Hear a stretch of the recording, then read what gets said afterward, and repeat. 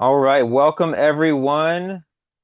Welcome to this month's Singularity discussion series. We'll give folks a minute here to filter in, and then we'll get started and get settled into this conversation. Very excited to be joined by Kyle Hermans here. I'll pass it over to him in a minute to introduce himself and his background.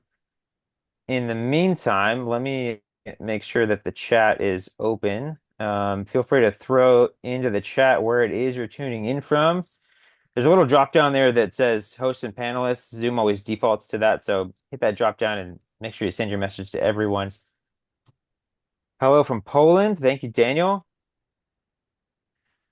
This discussion series is a monthly series from Singularity, basically free webinar where we bring in Singularity experts and or alumni and go into insights we're seeing across technologies, across markets, and just what's happening in the world of exponential. So super excited to close the year out with Kyle here. We have folks from Germany, Mexico, England, Czechia, London. This is awesome. We always have an incredible, I say this every time, but it's always blows my mind how global the audience is. And it's always like super diverse. So really cool to see North Carolina, Spain, Vegas, Argentina, North Cyprus. Wow. Awesome. Cool. Well, I think we're at a good quorum here, so we'll go ahead and kick it off. Thanks everyone for joining. And yeah, I want to pass it off to you, Kyle, to just share with everyone at first a little bit about who you are and the work that you do. Well, first of all, thanks so much for having me here, Cody and team. Really, really appreciate it. By way of background, I've had the gift and luxury of being first introduced to Singularity through Paul D. Roberts in 2018, I think it was, end of 2017 through to 2018, and we've had a very close partnership for almost 8 years now, which has been absolutely amazing. So, huge fan of the organization, huge fan of the community. So, shout out to everybody around the world that we've got to connect with and collaborate with. I see a few familiar names in the chat stream. Um, the specialty here, I represent two organizations. I represent Be Courageous, which is a transformation agency out of San Francisco that focuses on working with leaders and organizations focused on breakthroughs and on strategy, innovation, culture, leadership, and digital transformation. And I represent Oxford Leadership, a leadership transformation organization out of the UK, which is a global organization that's been in existence for around 20 years and also focused on driving leadership with purpose and really helping organizations create what's next in the future, but also really be able to transform what's happening right now. So very excited. We get to travel all over the world. I think this year alone was 16 countries, over 60 cities, more than 40 different industries. So very excited to bring what I can and the knowledge of what we've learned this year, which has been a pretty remarkably disruptive year, and bring it here. So thanks, Cody. Yeah. So that's a perfect segue. What have you learned this year? What patterns have emerged in your work with global leaders this year? And maybe what surprised you? Biggest patterns, I would say, given how much change has been happening. I know we've been hearing the concept of change for many, many years. There was something slightly different about what I feel in the last 12 months versus others, where there's more discontinuity this year than I've ever experienced, meaning that what we've always relied on has truly, truly come to an end. It's like a turn of a chapter. So the biggest pattern that surprised me was the return to basics. I've just been calling it back to basics. And the basics are that I think when organizations and leaders are very successful, very large, very complex, and if you're in very senior leadership positions, generally that's we work with top of house in organizations and then middle ascending management. You get very good at what you do. And sometimes the basics actually get forgotten because they're too basic, they're too simple. But I think when everything is, I don't want to say going wrong, but when everything is different and what we've been very famous for or very familiar with and all of our practiced expertise is not hitting the way that it's hitting, we've noticed return to basics as simple as do you have an agenda for a meeting? Are we back at shared context? What are we talking about? Who are we talking about? what are the fundamentals of communication? How do we just go back to having decent conversations with each other? How do we set the conditions to have open, courageous conversations? Because there's a lot of difficult things we need to talk about. And then, of course, this notion of hybrid living and hybrid working, where not everybody's in the same space anymore. So we've had to rely on these types of interfaces, which are still, in my opinion, very powerful and very progressive if you use it for the medium that it is. But this notion of back to basics is huge. Just and it seems strange because we get brought into places and say, could you just teach people how to talk to each other and look in each other's eyes and set up basic meeting infrastructure and what makes productive sessions and but I guess when I can imagine my going into this, my analogy is say a sports team. Say you have a winning team that's always been winning and then suddenly they start losing.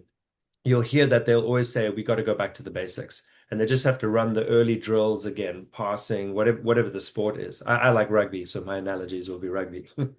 I think the other big one is this is that I think I'm sure we'll talk about here is that there are two different mental models and two modes of operating that are now having to happen at the same time, which is incredibly difficult. And I think we found a massive breakthrough this year. The first one is that people are noticing that what work doesn't work anymore, so they have to transform.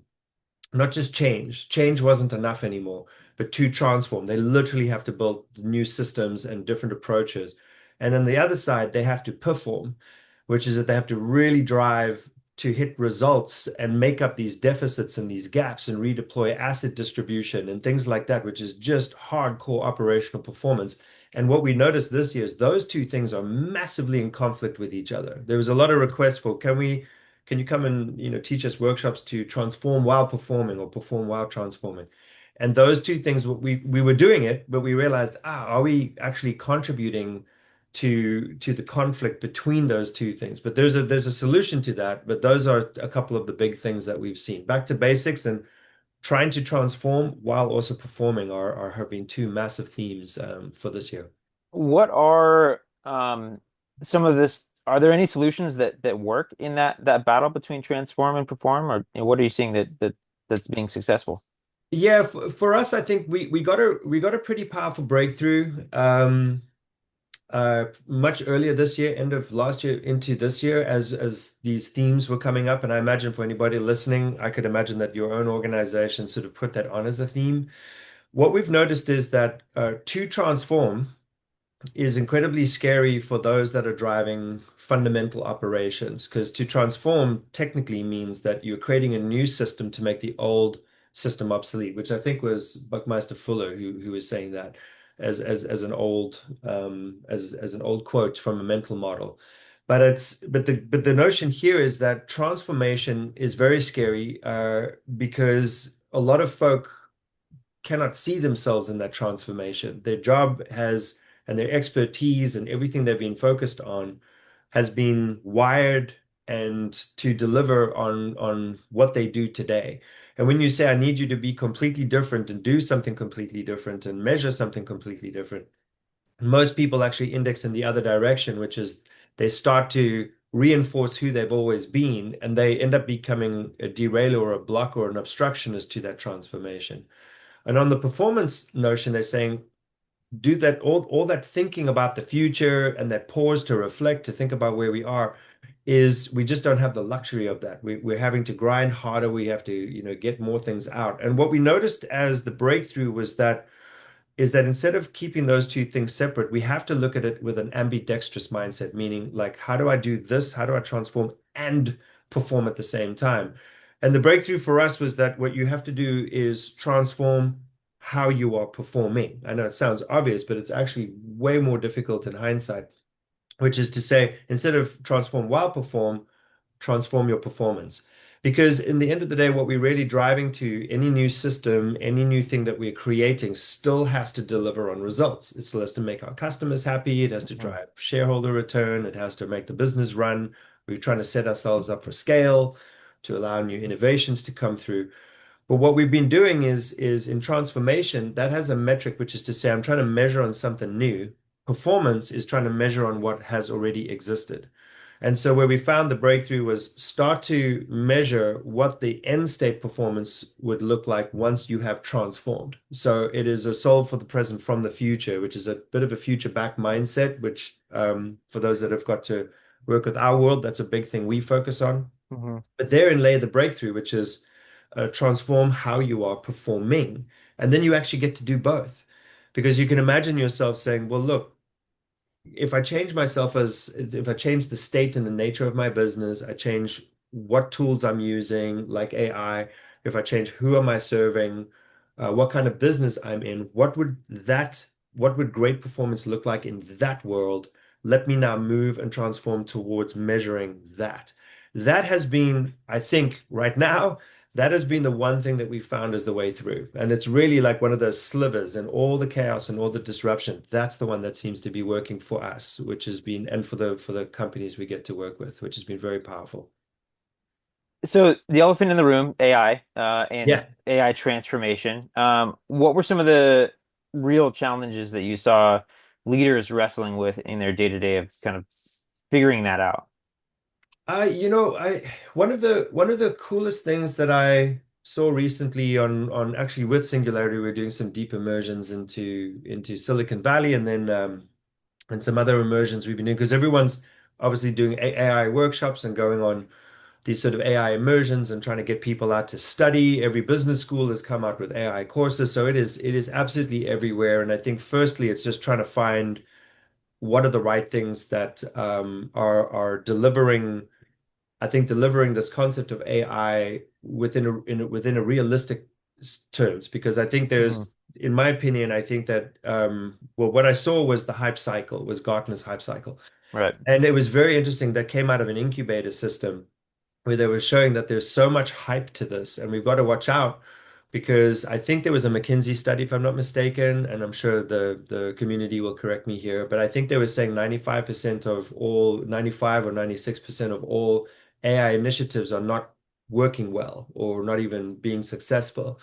And I think that there's been a lot of hype and there's been a lot of expectation that this is going to be the perfect thing that solves everything that we but I think the biggest issue that I've seen is that AI and the system of intelligence and how it works and what it's doing for organizations, what it's doing for people, we're still putting old mental models and old ways of working onto this. So we're just using this tool to basically using modern technology, like today's tech and tomorrow's tech and real futuristic tech, to solve yesterday's problems.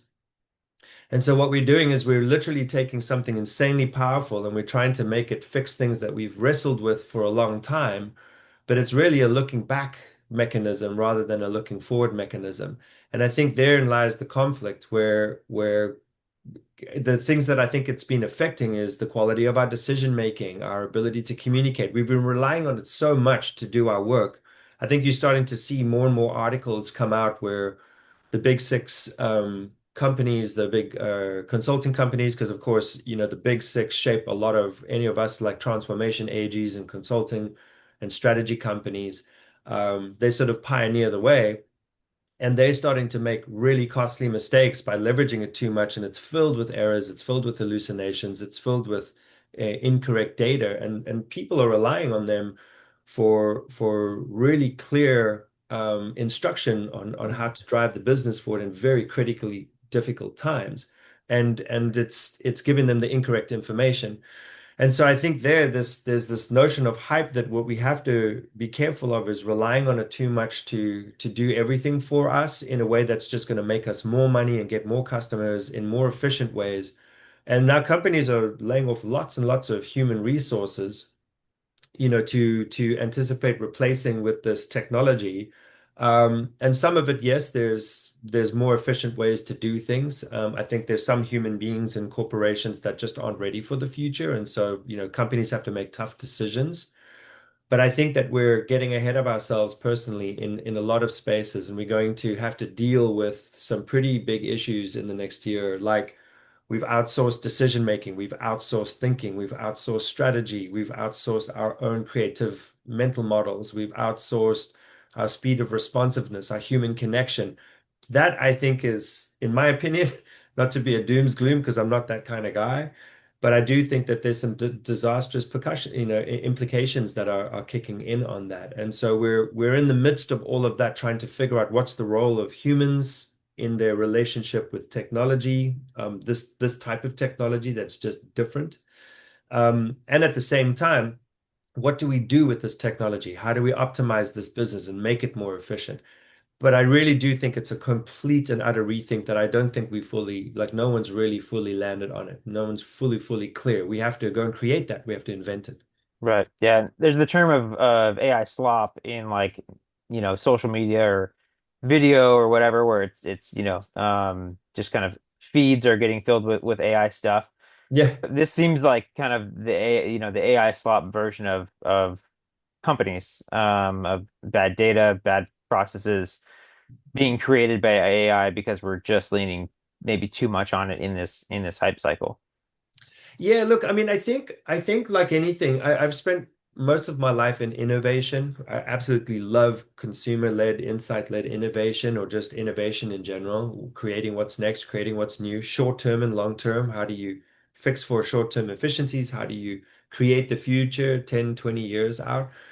And I think any new technology, people they take it into the lab and they have fun with it. I still remember inventions when like 3D printing came along, and there were people were branding logos. There were toasters that came out, and you could upload a digital image and print your family's face on a piece of toast. I mean, it's like, it was like, hey, what a cool idea! What fun and novel thing! But is that going to scale to the globe? Is that solving a real unmet need?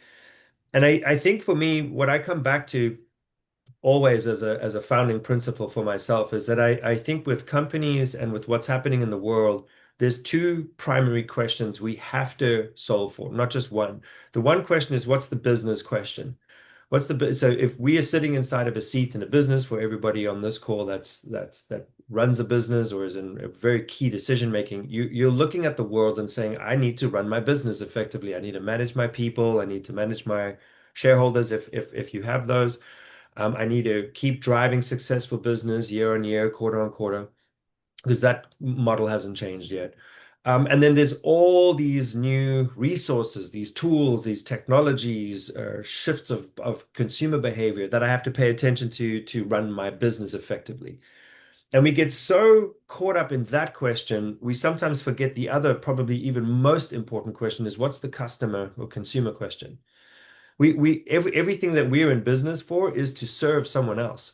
And I think when we go too introverted and we're working so much on the business or we're trying to figure out the business, I've noticed this is one of the big sort of pattern interrupts or breaks that I've seen, is that we've forgotten about who we're serving and why we're serving them and what their need is. And I promise you, there's no customer that wakes up in the morning for any company that they work, or any company's product that they buy and says, you know what?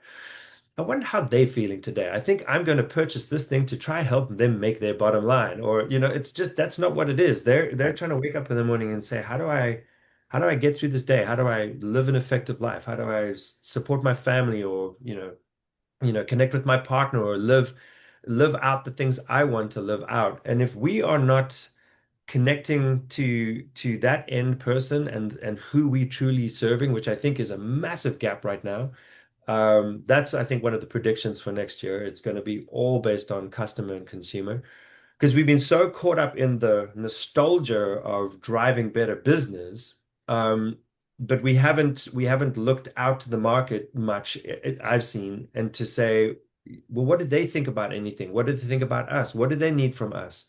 What do they need in general in their life? What's happening in their world? That customer question, I think, is where the breakdown is. And they are also using AI and cutting edge technologies, but the way that they are starting to use it is a shift of to make their lives more efficient. And what we have to do is go and speak to the customers for any industry on this call. I would say spend as much time as you can in this next year, really getting back into your market, getting back into the homes, getting back into the lives and hearts and minds and unmet needs of your customer, and ask them what's happening in their world, and then start to think about how do I leverage the things that I have to serve them better. And then that in turn will serve your business better. Because otherwise, right now we're trying to grab all this tech, we're just pushing things into the market. People don't really care very much for them. And that's where I think this massive reality check, like a cold bucket of water on the face, is happening. And they're saying, I thought you would love this. And they're like, we don't really care. Our minds are going in this direction. So that's one huge thing that I'm noticing. That we're all caught up in this huge AI phenomenon, and we're missing the reason why it's important to use it for whom and for what, you know. And the other big thing I'll just say in this, which is part of what I am as a Singularity Fellow, is purpose, which is something I love and work on every single day with organizations and think about every day is what could we leverage this for what purpose? What's the future? What business are we then in? Why does this matter to us? Who are we trying to serve? What are we trying to affect in the world? What's the impact we're trying to make? And how do we make another human being's life better, leveraging this thing in the way that we deliver our services and products to the world? There's a lot of that dialogue is missing right now, in my opinion. We've just forgotten those things, those basics. Yeah, yeah, back to basics, like what you started off with. Yeah. That makes sense. I want to take a quick moment to remind folks, please drop any questions for Kyle in the chat or in the Q&A. We have Mo on our team behind the scenes gathering those up, and as we get kind of a critical mass of questions, we will move over to audience questions. So feel free to throw those in the chat as we go along, and then we'll get to as many as we can on the back half of this call. Some great questions in there, I see already. Yeah, it's going to be great. Yeah. So you work with a lot of the top companies in the world. When you're in the room with senior leaders, what's the energy? What's the vibe? Are they afraid, exhausted, very excited about the opportunity, or a mix? I think everyone here is probably feeling some type of way. And so I think it'd be interesting to hear if that's the way that others are feeling, or if, there's a variety of stuff going Mhm. on. My short answer is yes. All the things. No, the emotions are across the board. What's quite interesting is I'm paying a lot of attention to that just because our work is based on courage, meaning my personal purpose and the things that we've built around us in terms of the organizations that I get to represent is when we're driving for transformation, you can create your future through a lens of fear. I'm really fearful. I'm really anxious. I don't want this to happen. I'm trying to move away from this type of a pain. A lot of organizations around the world are creating their futures through that lens, which is an avoidance strategy. It's a fear mitigating strategy. It's a panic and pain mitigating strategy. Nothing wrong with it. It's natural human instinct. We want to run away from the fierce, scary, lions and tigers, if we feel that we're threatened and our safety is being threatened. I believe that there's another choice that we can make. There's an intrinsic power inside of human beings, inside of our human intelligence, which is, so what would you do if you weren't afraid? What is the courage needed? So fear never goes away. But what you can do is reduce the size of impact that it's making on your culture, on yourself, on your leadership, on your teams.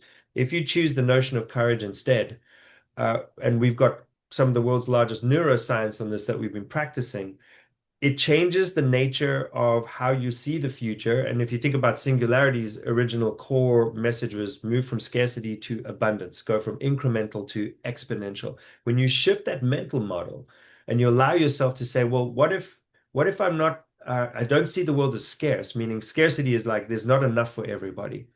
So I have to hold what's mine and fight everyone for their stuff. If you say, well, the world is abundant, you can create new resources. You can create anything that you want to, given the technology and the tools and the capabilities, if we allow ourselves to come together to work. Courage is very, very similar.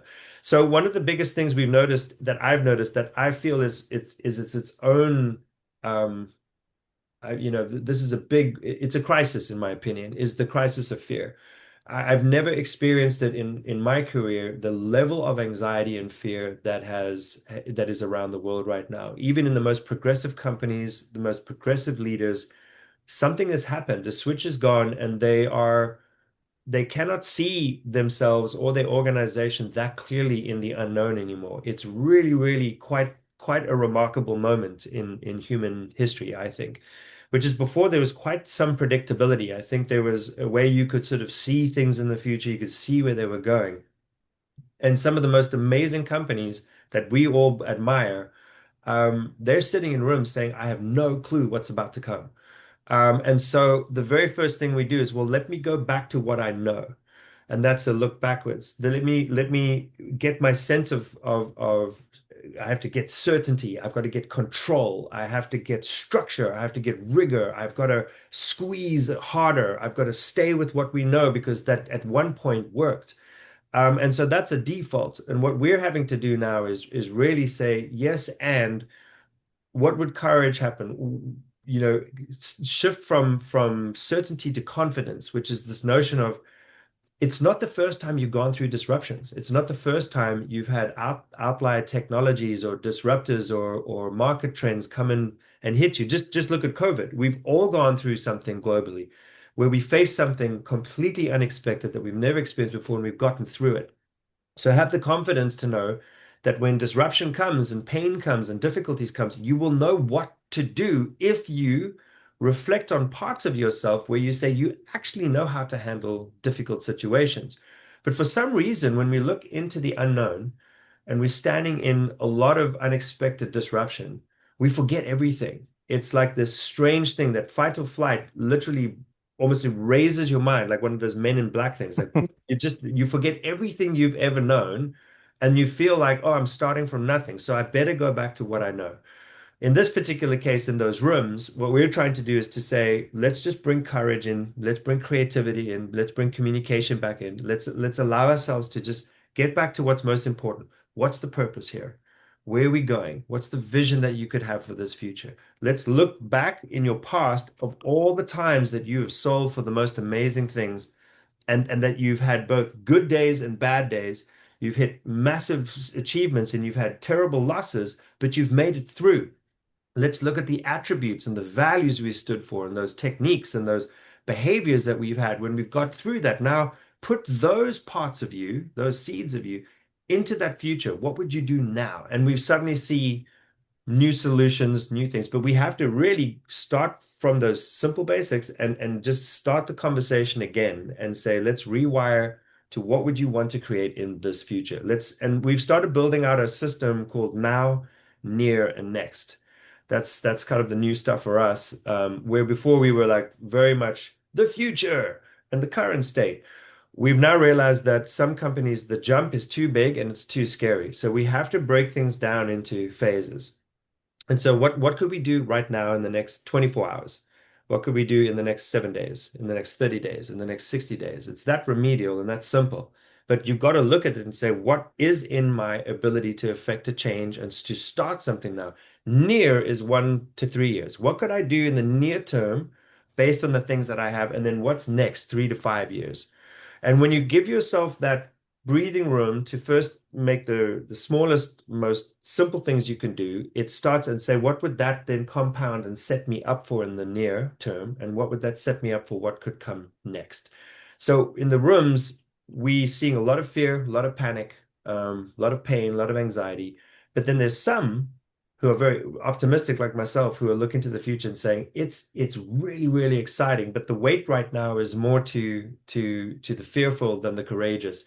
So our work has been insane this year because we're just dropping into rooms and saying let's just pause, let's make sense of the fear. It's most of it's not true, and it's Right. just your imagination playing tricks. Now let's get into what we can affect, step into causality, step into what we can affect, and then start to make the first steps towards the future we want to create. And so that's a few things we're seeing in the rooms right now and the energy that we're trying to bring. This, I hope this isn't too much of a leading question, but I'm personally very Yeah, curious. Are you seeing that same level of anxiety among startup founders, independent operators? I ask because you hear kind of this trend of like a fractionality kind of becoming more of a yeah, thing in maybe in response to this. I don't know, but curious yeah. if you had those conversations and if there's a gap in the mindset between the big companies and the Huge. little innovative companies. Yeah, well, one thing I'll give a plug to Shuan and Chen in the community. She's a master at the fractional, so that would be amazing. I'd love to hear her answer if she was around as well.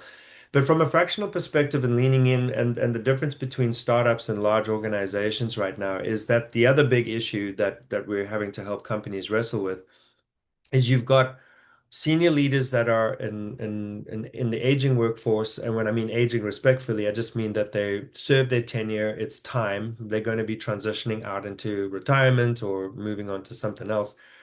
And they are masters of an industry, and the young generation don't have that same level of mastery because they just haven't lived into the predictability and the certainty that has created a lot of the industries around us. Now we've got these new tools that are disrupting it, and those industries are set up to operate quite differently, to me, in my opinion, in the next 1 to 5 years. But the transfer of that knowledge to the younger generation is a very, very difficult thing to do right now because the younger generation are just not incentivized by the same things. They're not motivated in the same way. They're not wired towards the same rewards. They don't see themselves in just one career. I think Barry O'Reilly, another great singularity expert, talks about in one of his books. I think he was saying that for us, my generation, we might have 3 to 5 careers or 6 careers. He's talking about the younger generation will have now 29 different jobs or different careers inside of one life cycle.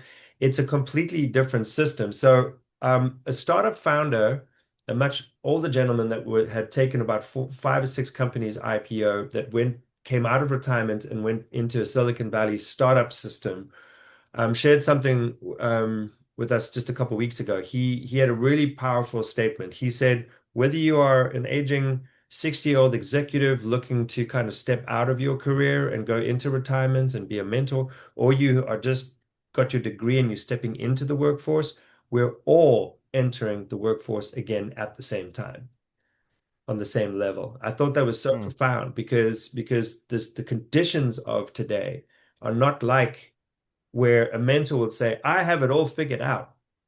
What's happening is they're saying, I have all this knowledge and wisdom that within the next few years can completely be irrelevant based on where industries are going. But how do I transfer that critical, intimate knowledge about an industry, say like agriculture or manufacturing or semiconductors or food or retail, to a younger generation to say, here's what's built this here's what's built this industry. And then the younger generation saying, I'm just here to do it different in a different way with different tools on a different speed, on a different time reality, on different circumstances with different needs. There's a massive conflict there. And I think that the other crazy thing about startups to large organizations is just speed.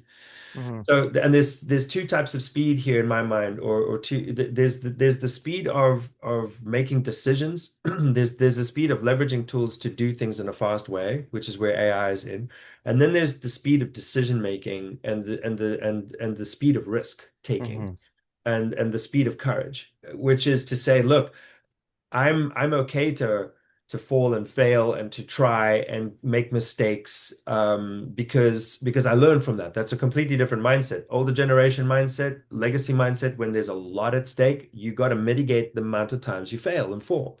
It's as much as they want to do it, they're just the systems aren't wired that way. You're not Right. incentivized for that. You're not, your reputation doesn't rely on, like, how many times that guy's failed? When you think about a legacy senior exec, people, I mean, just imagine that article. People would think that's a failure. But a young startup person saying they tried 50 different ways and found the breakthrough, we celebrate that, but we don't celebrate the other generation on the classic industry in the same way, completely different mental models. Mhm. So there's a big gap between transfer of knowledge. There's a big gap between risk and courage. There's a big gap between speed and efficiency, and there's a big gap between what incentivizes us. Because young companies and young startups, they'll try something and they're like, it didn't work, but I'll take the best practices of what I've learned and apply it to the next thing. For classic legacy executives in classic legacy industry, there's just been one kind of way to do something. Mhm. And now that that's not becoming as effective anymore, there's an existential crisis of identity. And what does work and what's next, and how do I start adopting these practices? So we're in a very interesting place where these worlds how do you take best practice industry? How do you take best practice new thinking and put those things together? That's what I feel next year and the years are coming, where the big opportunity is how do you take the best of what was, the best of what could be, bring those together and build companies leveraging both of those things. That's still yet to be shaped. I just don't think there's a perfect example for that Right. anywhere around the world, to be honest, in my opinion. Yeah. And I think it's hard to do, and it's hard to hold both mindsets at the same time. You always hear about one or the other. I think for good reason because we like as humans to, be black or white. But being able to operate in that gray area and maybe be both of those things at a company or at your own company might be required in the future. Yeah. Um, And I mean, for anybody that's ambitious on this call, I think the ability to look, you've still got to drive core business. But I do think that this is why I'm really obsessed right now. I know we sort of are sort of pioneering this concept of transforming performance at the moment, but I do really think that there's a hook in there that everyone could consider, which is to say, think about the future, think about where these things could go in the future, because that's the number one skill that I feel that's also missing is critical thinking, strategic thinking, and longer term view. Everybody's been wired for short-term incremental return. There's only been a few people inside of organizations that are actually thinking a little further out.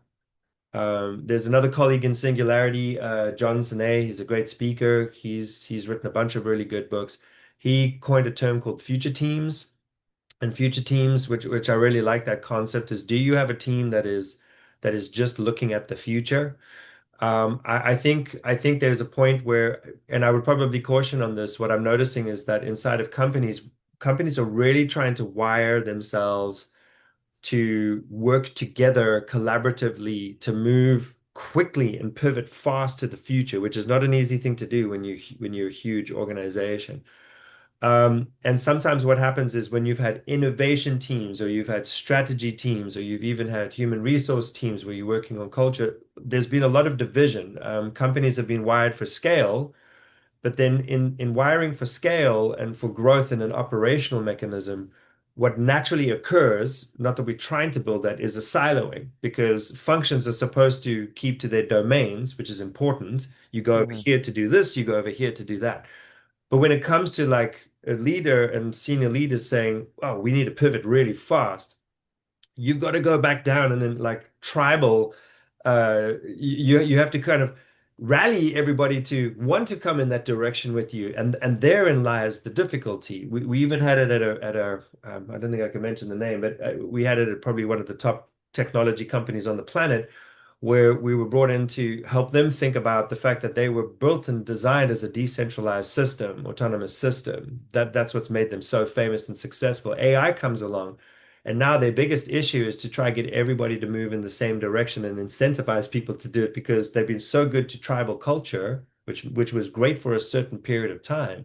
mhm. But now, how do you bring, I call it a Braveheart moment at the moment. You remember Braveheart, where he has to go and rally? He says, why are we fighting amongst ourselves? We got to rise up against the common threat. I feel like there's a thing that has to happen here. So one of the big things we're noticing we're working on inside of big organizations that's also actually cascading to like private equity portfolio companies and others is we have to look at transversal cross-functional metrics and goals that bring siloing departments together around just a few shared things that make the biggest difference Mm. because so many organizations have their functional systems, which is important and critical. It's not a wrong thing, because that's how they've been scaling. Every department scales, they help each other out within this sort of this operational system. But when you've got to move fast and be something new together, you got to do it together. So what's the one thing that unites us all? That's one of the biggest things that's missing is a common shared cross-functional, cross-versal piece, and that's a big thing that I would say for anyone on this call is find the commonalities in your business, find what will bring everybody towards a shared type of outcome together, which is where I think it lands back on customer and consumer.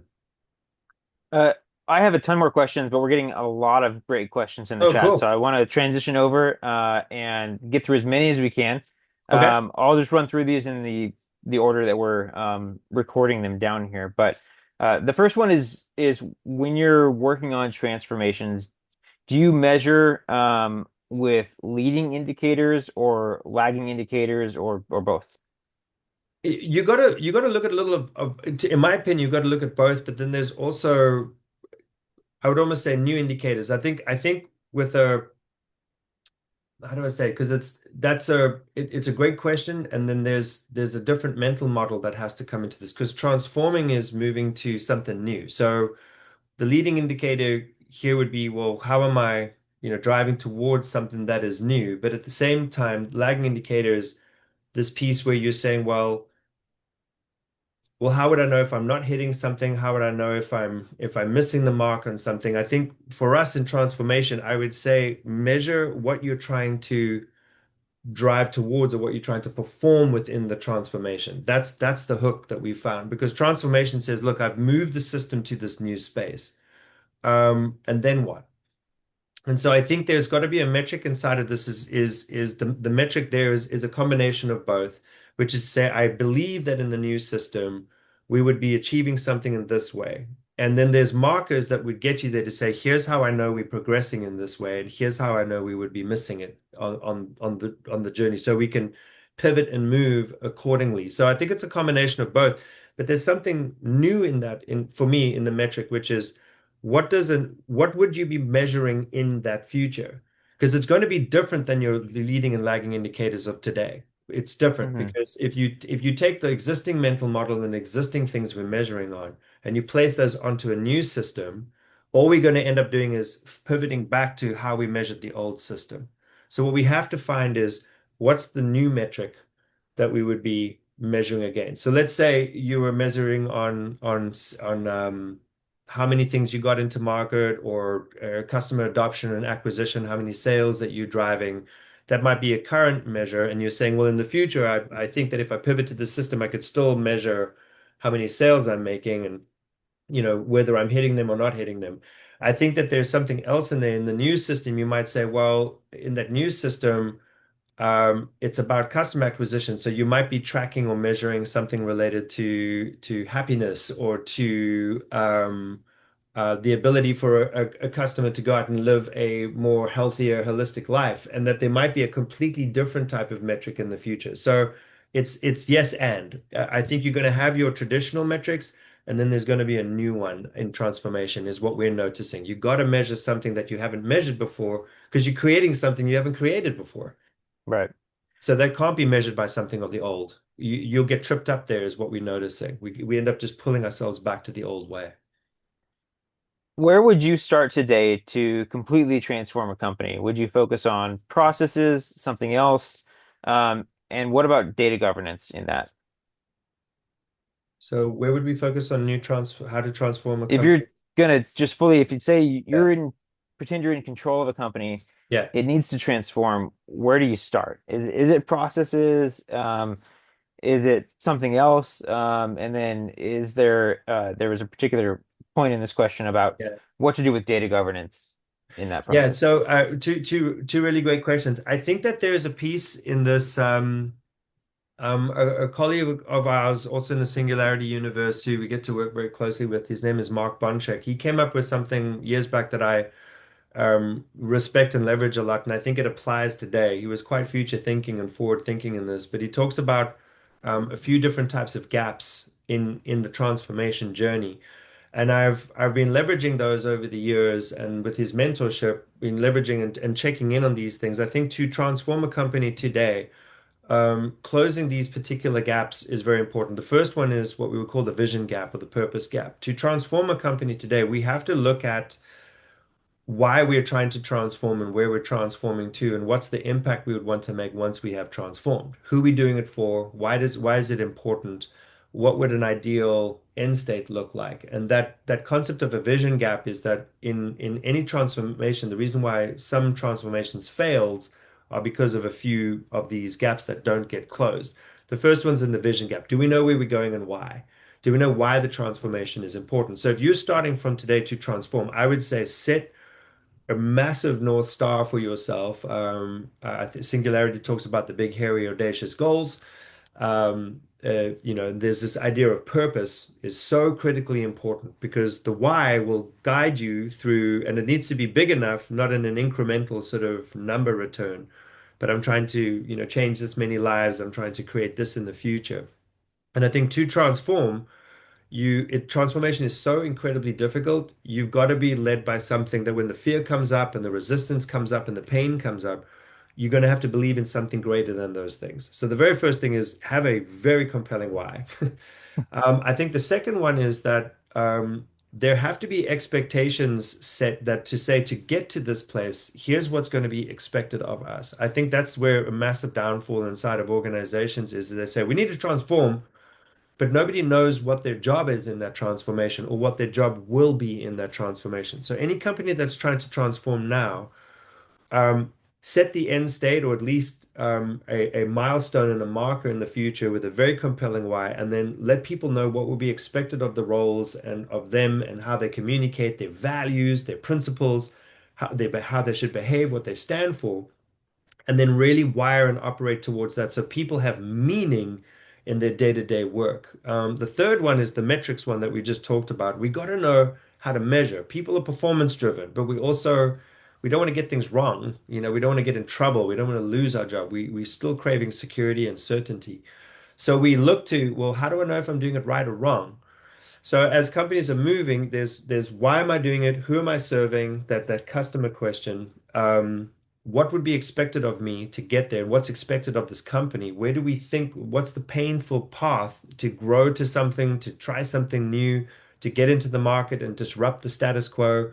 There's a lot that you have to sort of anticipate of what's going to be expected. It's not going to be easy. It's going to be hard road. You've got to dig in. We're going to have to trust each other. We have to have vulnerability.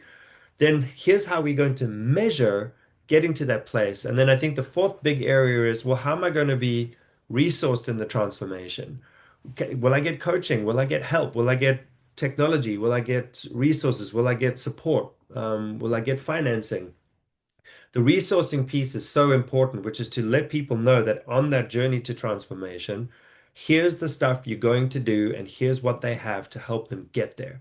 Because a lot of the time, if you're starting something from today and you don't have a history, you're just going to go. You're going to be wired towards solving something in the market. You're going to be wanting to maybe dethrone some of the giants because you don't think they do it the great way. That's huge amounts of momentum. But how will I resource people as we scale and grow to stay on that path and on that journey? And then the fifth area for me, that's a new one, is the courage gap, which is when fear comes up, how will we help each other to maintain a notion of bravery and courage and boldness when things get tough and we have to rely on old factors. So I think starting a company to transform today, know what you're trying to transform towards and who, and then set the path, the expectations, the metrics, the resourcing, and make sure that you're doing every decision through a notion of courage. And when fear comes up, that you can have the honest conversations to move at speed. Because when you can have a courageous conversation, you're going to shorten the distance between the fear-based decisions and when people separate and go to silos and want to go to self-protection, it slows everything down. And if you want to do things at speed, have more courage in the business. So I would say that that's a start. I know that's quite esoteric. There's a lot of more factors in data governance. We're calling that intelligence now. So there's data. You have human intelligence. You've got all the wisdom of the people on your team, and then you've got the intelligence that your company's been gathering by ways of the data lakes and the data pools and all of the metrics and however you capture your data.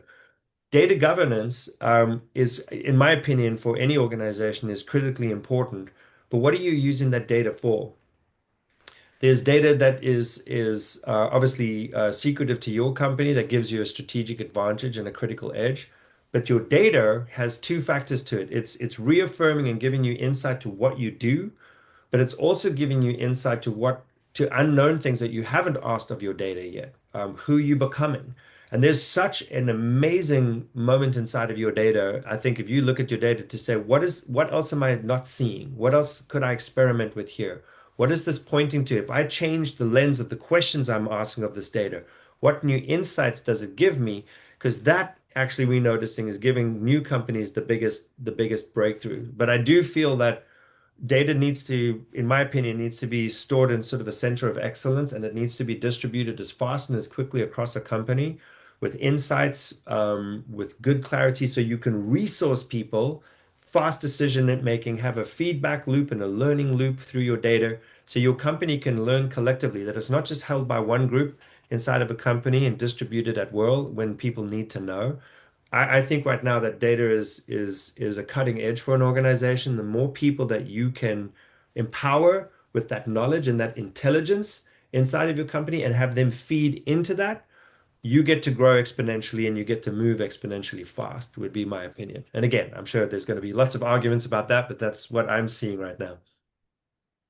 The next question, given that we're seeing a lot of layoffs and I think also slow hiring among new grads, and that it seems like we're kind of getting ahead of ourselves in terms of AI implementation and what it can do you think there's a possibility of a great rehire in the future as we maybe over-indexed? Yeah, I think it's going to happen sooner than later, to be honest. I think that one of the scariest uh, one of the scariest briefs that we received throughout end of 24 and most of 2025, I think we got about four or five, maybe six different briefs that were saying the same thing in a different way, which was please help us figure out the strategies to 3 to 5x our business with 50% of our workforce. And so the question was, wow, what's happening? Are you going through such pain that you have to do these big rifts and lay people off? And they're like, no, we just think that the new tools and new technology like AI are going to make a lot of jobs and a lot of the workforce redundant. Um, what's interesting when in leading into those programs is they did not go through that sort of hard culling. What they're trying to figure out is where are the duplications between what humans are doing, what the new data sets could do, or the new AI technologies could do. But then also, I think there was a preparedness, which is how much of my workforce is going to slow us down or hold us back when we need to move quickly. And I think you'll see a bunch of companies through this year, through 2025, were making AI available, just taking AI as an example, we're making AI education available to everybody. And then those that were being laid off weren't the ones that AI was replacing. It was those that could not do their job with AI. Meaning that they just were so resistant to it and they had such a pushback that they weren't using the modern tools and they weren't using these things in the future. And that would actually be detrimentally painful for an organization because they can't move things at speed and at pace. And then I think there's some organizations that are so hyped by AI, they're saying, "Oh, well, we don't need these departments and these humans." And there is some of that happening. Um, but I think the expectation of what AI can do and produce versus a human, versus that intelligence and that knowledge and that creativity and that adaptability that humans have. Um, I think many companies indexed and they cut workforces and they're going to have to bring folk back because AI can't do everything and it's making mistakes and it's not hitting the mark in the same way. And it needs to be symbiotic with people. It has to be a tool that's leveraged by people, but it needs creativity. I do think that what we're looking for is, and what companies are now looking for, I think there's a lot of terms that I've been hearing great speakers in the Singularity platform and out in the world. They're saying that maybe the narrative has shifted that AI won't necessarily replace all jobs, but what will replace the jobs is a person that knows how to use AI over somebody that does not. And I think that that's the bridge between maybe at some point AI will, as it learns more and more and more and becomes super, super intelligent. But I do think that there's a bridge that for us to understand the modern tools, and it's not just AI. I think it's data. It's the to the earlier question. It's data governance. It's data management. What do I do with this thing? How do I leverage it to optimize towards what and why? I think that's the part where we have to pay a lot of attention, and I do think there's going to be a rehiring. We're seeing it happen already, where there was a huge culling, and now folk are starting to come back, but they're going to come back in different ways. And I think that as companies are figuring out new operating models and operating system, and I think a big part of the cutting right now was also for organizations to make their numbers. I don't think it was just an AI narrative. I think there was a big Hmm. thing where companies were coming out of COVID. There was this, just before COVID, there was this huge ramp up of business. companies were getting very, very wealthy and very successful. COVID hits, it obliterated a lot of business. Then there were new industries and new businesses or new ways to do business came out after COVID. There was a huge hiring. You remember there was this massive hiring Hmm. that, AI and the omniverse and all these new things are like, we're going to scale huge amounts of workforce. And they did. They over-indexed on that. And now I just think that what's happening is a right sizing of business. We've overinflated a lot of things, and there's going to be a right sizing. And the right sizing is insanely painful, but the right sizing is going to take, and I don't think it's ended. I think this year and probably next, there's still going to be rifts and there's going to be a lot of org change. We're going to have to brace ourselves for a lot of that. But there's going to be a right sizing and a course correcting of like, what is the right balance between the technology and the human beings? What is the right balance between the new operating models? What is the right balance between the consumer demand and need for what we give to the world and what we've pre-built, as demand? I think there's a lot of right sizing that has to happen as we're figuring it out. And it's not just AI. You've got geopolitical issues, you've got tariff issues, you've got inflation, you've got changes of government, there's so many things going on around the world, not just the technology, that are the pressures that are putting pressure on business. And they're trying to figure out, how do I make people successful? How do I leverage my existing workforce? Do I have the right talent to get me to that future? And so there are these, and at the same time, they have to deliver results. They've got to deliver margins. They've got to deliver profitability. And if they can't, one of the first things they're going to look to is the way that you balance the books is you remove a lot of your head count so that that right sizes your numbers.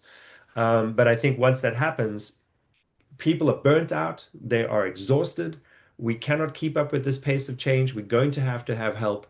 So I think there's going to be a rehiring at some point in these ebbs and flows. Maybe just a little more spiky than wavy than it's been before. Right. We're in our last few minutes here. I think we have time for probably one more question, maybe two. But there are so many good questions here. Maybe I don't want to put words in your mouth. Maybe we can answer some after the fact and do like a blog post, Yeah, or that'd be something great. that could. I think there's some really interesting insights coming out of all of this. And of course, we'll make the recording available afterward. You'll get an email within a day or so, with this recording and a full recap and everything. But before we wrap up, there's another great question here that I think ties into what you were just talking about, which is, do you think that existing organizational structures will eventually be dismantled, with transformation emerging bottom up through entirely new governance models rather than top-down reform? Could you ask me that one more time? Just so I Yeah, can. so do you think, this is kind of tying back into transformation. Yeah. Um, do you think that in the future there will be entirely new organizational structures? Our current company structures, will they be dismantled and, in a variety of ways?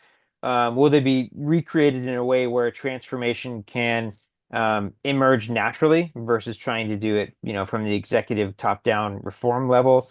What are your thoughts on that? I know there's, decentralized organizations Yeah. is a big thing, at least a buzzword. What are your thoughts on organizational structure? I think they're being obliterated. I think the tradition, look, I think there's going to be companies, what we're noticing is that there's certain companies that, their business is being disrupted, but the governance system and the operating system. So think about manufacturing, a distribution of manufacturing, versus a software company, hard physical product versus software products, things that are done more in technology versus hard resources.